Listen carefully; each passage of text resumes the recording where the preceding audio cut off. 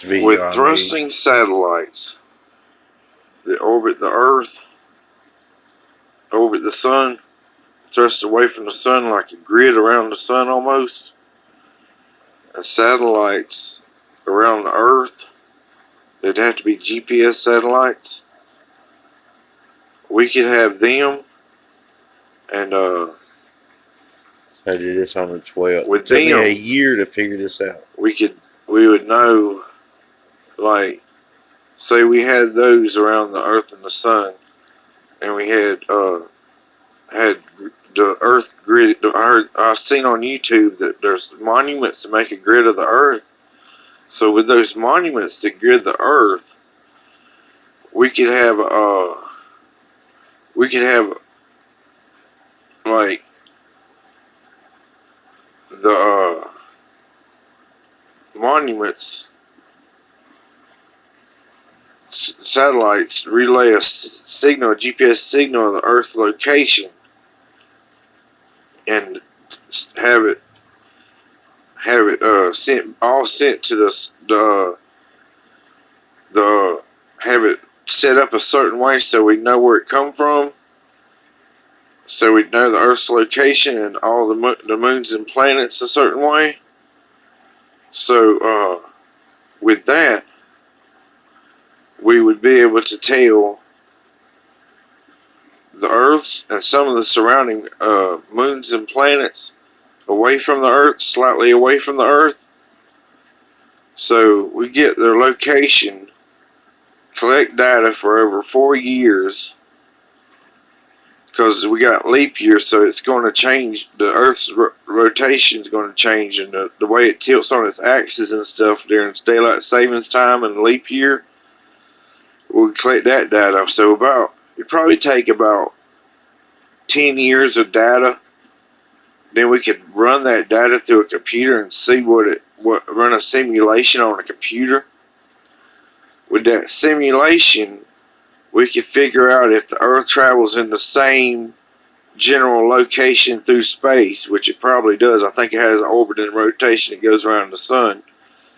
So with that collected data, after we collect that data, we could make a small scale solar system, small cell solar system, scale solar system of our solar system from the planets. So just the certain surrounding planets, just certain ones that farther enough away from the Sun. So when the Sun, we would be able to, with this information, take and we'd know make the small cell solar system that are running a gravitational chamber. How to take out the anti-gravity chambers they have, that NASA has. Send it. We could make a small cell scale solar system, like build little planets that spin around gravitational pull inside the little chambers. Another planet. Somehow make them have gravity where they spin inside of the chamber with GPS on them, and make them move at a certain speed. If we could figure out how to make them move at a certain speed, like so they go in a circle around like our planets do, and by a computer that runs them and makes them spin, like speeds them up, slows them down, some kind of motors in them or something that make them where they inside of them, they give them a gravitational pull to make them spin in a circle.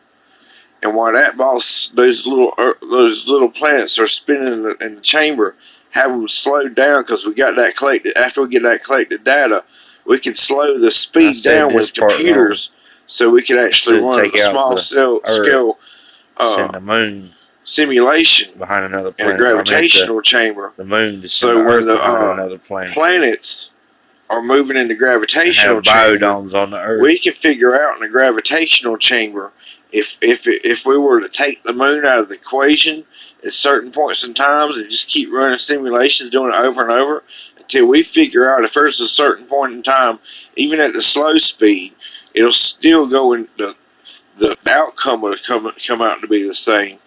So say we slow it down and the moon goes out of goes out. Our moon goes out of rotation around the Earth because it has some kind of pull on the Earth to make it go in a circle around the sun.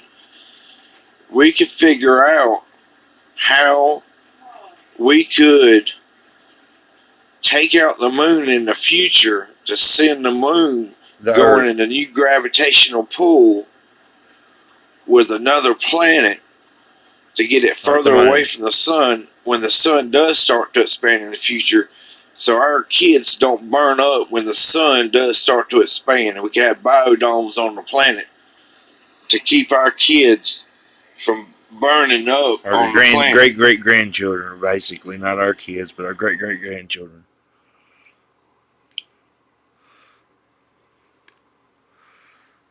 Yeah. Because death may come to our kids.